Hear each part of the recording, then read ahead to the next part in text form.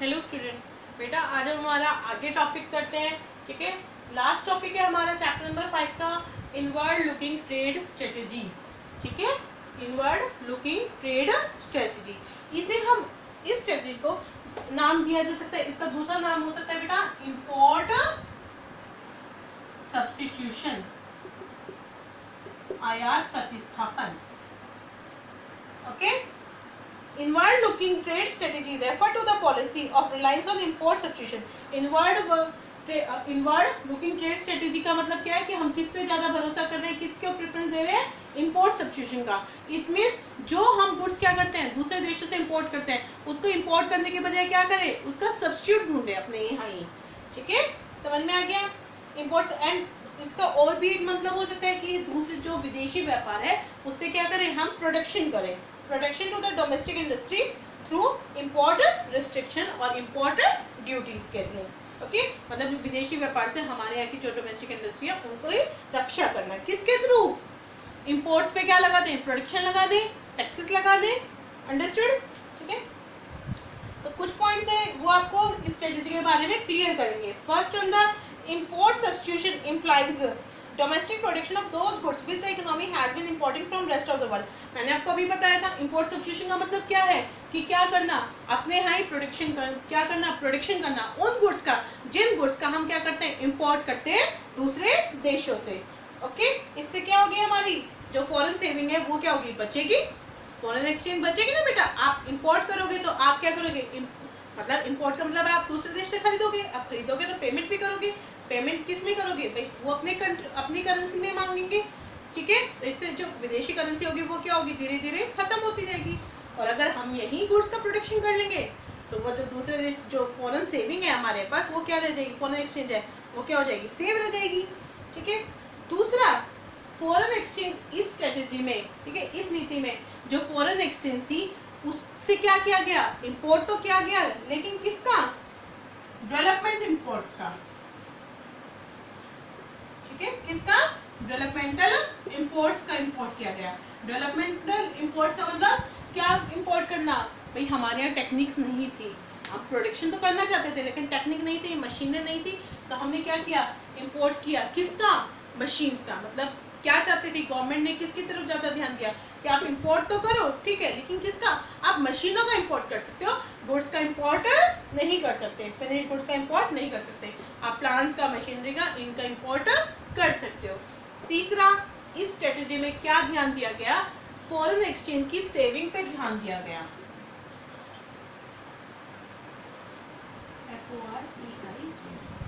जो foreign exchange थी उसकी सेविंग पे ध्यान दिया गया, सेविंग पे फोकस किया गवर्नमेंट ने। ठीक है, जबकि उसके इंक्रीज कैसे इनको इसकी इंक्रीज करें इसकी तरफ कोई भी ध्यान नहीं दिया गया। अंडरस्टूड। ठीक है, पहला किसकी तरफ ध्यान दिया गया कि हम क्या करें, इंपोर्ट सब्स्टिट्यूशन की तरफ ध्यान दें, कि मतलब जो दूसरे देशों से हम क्या करते हैं, इंपोर्ट करते हैं उसको अपने यहाँ प्रोडक्शन करें। दूसरा, हम क्या करें, इंपोर्ट तो कर सकते हैं लेकिन डेवलपमेंट इंपोर्ट्स मतलब प्लांट और मशीनरीज वगैरह का।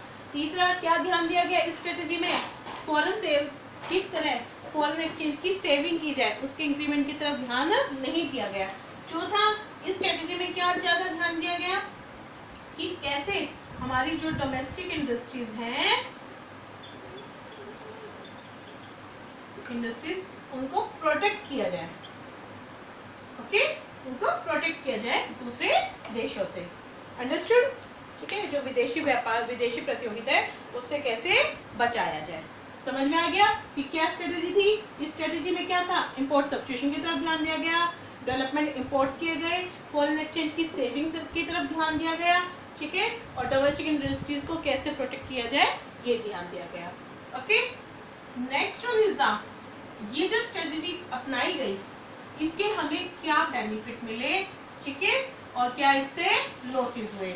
इट मीन्स इसके क्या तो गुड इम्पैक्ट हुए और क्या बैड इम्पैक्ट हुए। गुड इम्पैक्ट एंड हम इधर करेंगे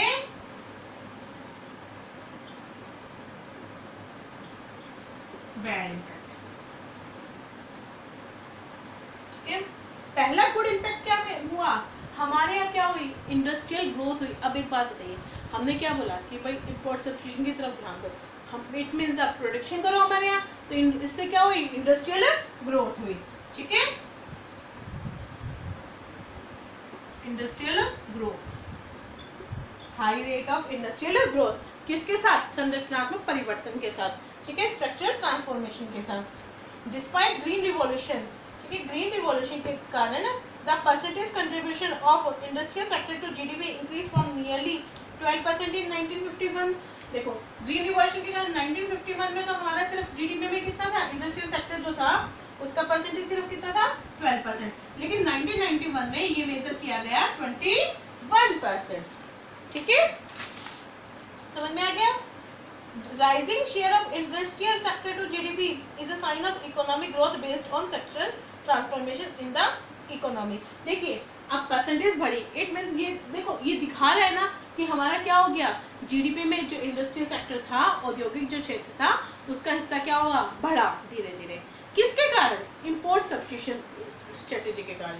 अंडरस्टूड, इंपोर्ट सब्स्टिट्यूशन में अपने यहाँ प्रोडक्शन करना था, अब प्रोडक्शन करना है तो इंडस्ट्रीज तो एस्टेब्लिश करनी होगी, अब इंडस्ट्री एस्टेब्लिश होगी तो क्या इफेक्ट होगा, इंडस्ट्रीज में काम करने के लिए क्या होगा बेटा, लेबर लगेंगे, ठीक है, इन्वेस्टमेंट होगी, इन्वेस्टमेंट हुआ, लेबर लगे, लोगों को काम मिला, अब लोगों को काम मिलेगा तो बदले में वेजेस से मिलेगी, पैसा मिला, इससे क्या करने लगे वो, अब पैसा मिलेगा तो आप डिमांड करोगे ना, आपको गुड्स चाहिएंगे, ठीक है, अब गुड्स की डिमांड होने लगी तो इससे क्या होने लगी, धीरे धीरे और इंडस्ट्रीज डेवलपमेंट होने लगी, और इससे क्या हो गया, ग्रोथ हुई और जीडीपी हमारी इंक्रीज हुई, ठीक है। Next one is the diversification of industrial growth. देखो विविधीकरण हुआ, ठीक है, कैसे हुआ, अब आप देखिए आपके इंडस्ट्रीज डेवलपमेंट हुई, ठीक है, उससे क्या हुआ, लोगों को रोजगार मिला, अब लोगों को रोजगार मिला मतलब उनके पास इनकम आई, इनकम आई तो वो तरह तरह के गुड्स की क्या करने लगे, डिमांड। आपके पास पैसे क्या है, अगर आपके पास पैसे आएंगे तो क्या आप एक ही गुड्स की डिमांड करोगे, नहीं, आपको क्या चाहिए कि वैरायटी। आप आज जनरली मार्केट जाते तो आप क्या बोलते हैं, भाई मेरे को ये सामान दिखा दे, फिर आप ये बोलते हैं ना अभी इसमें कुछ और भी है क्या, तो वो क्या है, कुछ और मतलब क्या है, आपने क्या मांगा, और भी वैरायटी मांगी है, ठीक है, तो क्या होने लगा बेटा, इस स्ट्रेटेजी का एक बेनिफिट क्या दिखा हमें कि जो हमारी इंडस्ट्रीज थी उनका क्या होने लगा, विविधीकरण होने लगा, मतलब अलग अलग तरह की इंडस्ट्रीज डेवलपमेंट होने लगी, क्वालिटी बढ़ी गुड्स की और हमें बहुत वैरायटी के गुड्स मिले, ठीक है, समझ में आ गया, बहुत सारी नई नई इंडस्ट्रीज डेवलपमेंट हुई। अंडरस्टूड, हम क्या करने लगे, हम सिर्फ नॉर्मल सब्सटेंशियल गुड्स की तरफ ध्यान देने लगे, हम इंजीनियरिंग गुड्स भी बनाने लगे, इट मीन्स मशीनरी वगैरह बनाने लगे, व्हीकल्स वगैरह भी बनाने लगे, ठीक है, समझ में आ गया बेटा। Sunrise industries, electronic industries, okay. Next one is the it means the large scale industries, बहुत सारी डेवलपमेंट हुई एंड लार्ज बेनिफिट क्या मिला, अपॉर्चुनिटीज ऑफ इन्वेस्टमेंट, निवेश के अवसर भी बहुत मिले, किसके थ्रू, स्मॉल स्केल इंडस्ट्रीज के डेवलपमेंट के थ्रू, ठीक है।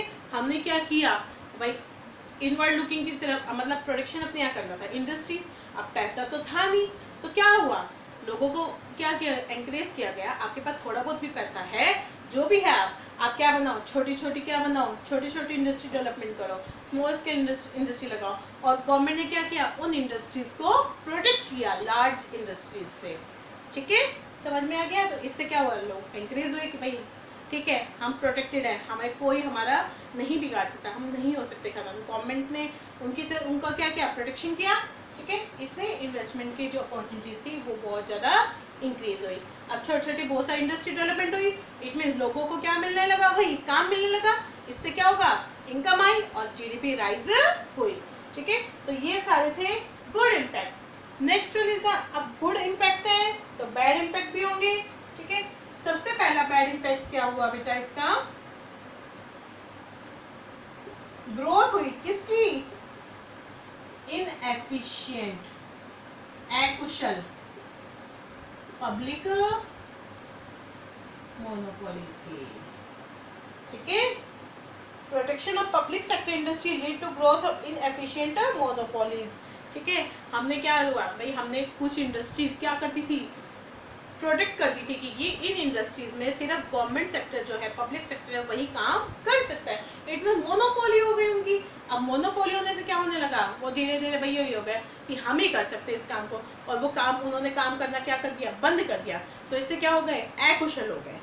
ठीक है, समझ में आ गया। अब आप खुद जनरली आप देखिए बेटा, आप अगर कोई काम को करते हो, काम को करना छोड़ दो तो आप काम नहीं कर पाओगे वो। ठीक है, इसका एग्जाम्पल हम समझ सकते हैं। आज से आप कुछ 20 साल पहले चले जाइए। ठीक है, उस समय क्या होता था, अगर किसी को 20-25 साल पहले चले जाइए, किसी को फ़ोन चाहिए तो बहुत दिनों तक फ़ोन नहीं मिलता था, नंबर नहीं मिलता था। ठीक है, होता था ना, आपने घरों में देखा होगा, पहले हर घर में फ़ोन नहीं था। क्यों नहीं था, लोग अफोर्ड कर सकते थे, लेकिन क्यों नहीं होता था, क्योंकि बहुत लंबी लाइनें रहती थी। आपने आज लगाया है तो पता नहीं आपको कब नंबर मिलेगा। लेकिन आज क्या है, आप जाओ और सिम लेके आ जाते हो। ठीक है, समझ में आ गया। नेक्स्ट वन इज, अब देखिए, मतलब इसमें मैंने आपको बताया था, in world of interest strategy में क्या किया, प्रोटेक्शन की गई थी। हमारे यहाँ जो डोमेस्टिक इंडस्ट्री की, इनकी फॉरेन जो फॉरेन कंपटीशन थे उससे प्रोटेक्ट किया गया। अब क्या फॉरेन, अगर आप कंपटीशन से बचोगे तो क्या काम अच्छा होगा, कभी नहीं होगा। ठीक है, it mean the lack of competition. अगर कंपटीशन नहीं है, it means the lack of modernization. ठीक है,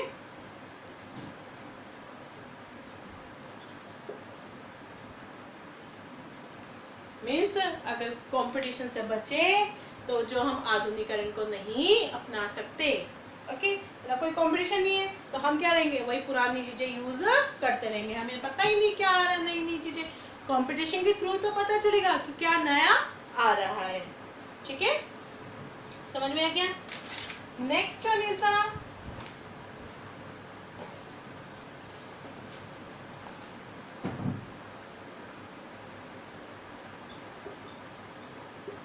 indiscriminate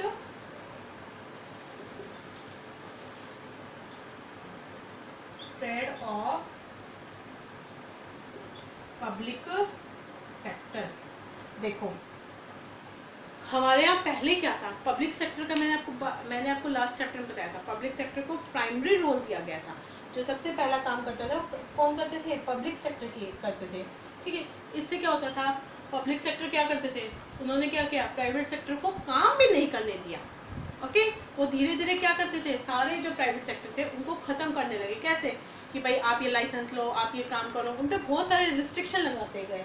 ओके, इससे पब्लिक सेक्टर का तो क्या हो गई, इंडस्ट्रीज बहुत सारी हो गई, लेकिन जो प्राइवेट सेक्टर था वो क्या होने लगा, धीरे धीरे खत्म होने लगा। अब देखिए, आपको पता है पब्लिक सेक्टर कैसे काम करता है। ठीक है, तो प्राइवेट सेक्टर क्या होने लगा, प्राइवेट सेक्टर खत्म हो गया, इससे इंडस्ट्रीज धीरे धीरे क्या होने लगी, सारी ही खत्म होने लगी। Understood. Last one is the economically unviable state enterprises ए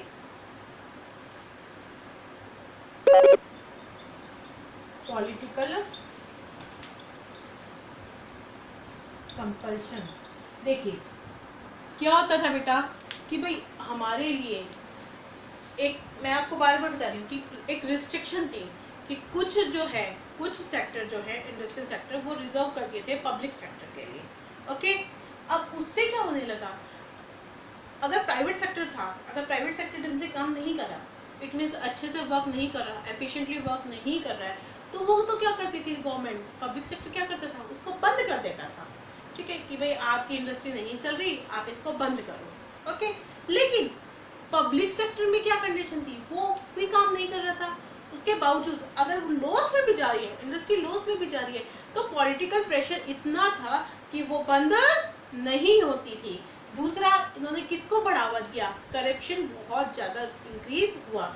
ठीक है, लोग क्या हो गए, इनएफिशिएंट हो गए। क्योंकि एक बात बताइए, गवर्नमेंट भी किसकी है, हमारी, हम जैसे लोग काम कर रहे हैं, तो वो क्या हो गए, धीरे धीरे इनएफिशिएंट हो गए। ठीक है, तो इसलिए ये सारे क्या पड़े, बैड इम्पैक्ट पड़े। ठीक है, तो इसके कारण हमने क्या सोचा, क्या हुआ, एक नई नीति के बारे में सोचने लगे। ठीक है, ये थी 1950 तक, 1950 से 1990 तक। ओके, 1991 में हमने कुछ अलग किया, हमारी जो नीति थी इनवर्ड लुकिंग ट्रेड स्ट्रेटेजी, इसमें चेंजेस किया। इसलिए जो 1919 ईयर है उसको हम डिवाइड ईयर भी बोलते हैं। 1991 इज द डिवाइड ईयर। कई बार क्वेश्चन भी आता है which year is called the divide year, तो हम कौन सी ईयर को बोलेंगे, 1991। ठीक है, अब कैसे क्या डिवाइड हुआ, कैसे क्या नीतियों में चेंजेस हुआ, इसके बारे में हम नेक्स्ट चैप्टर में पढ़ेंगे बेटा। ओके, तो आज के लिए इतना ही, थैंक यू।